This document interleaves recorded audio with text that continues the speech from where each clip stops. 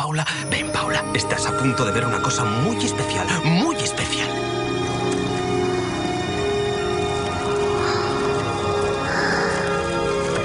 ¡Qué bonito es! ¿Cómo se llama?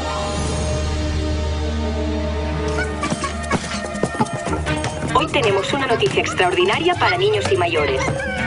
El único gorila blanco del mundo llegará mañana al Zoo de Barcelona. Papá, ¿qué hace un oso polar en nuestra parcela? Madre del amor hermoso. No es un oso polar. Es un gorila como nosotros. Platanito.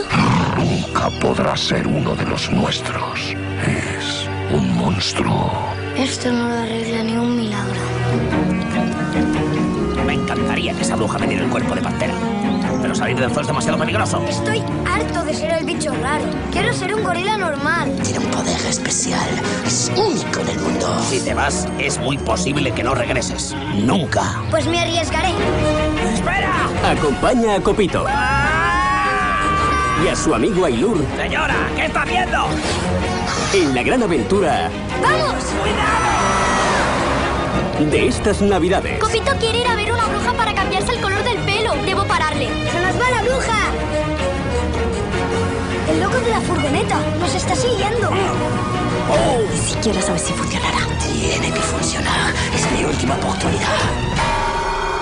Copito de nieve. Como dice John Lennon, relájate y disfruta del viaje.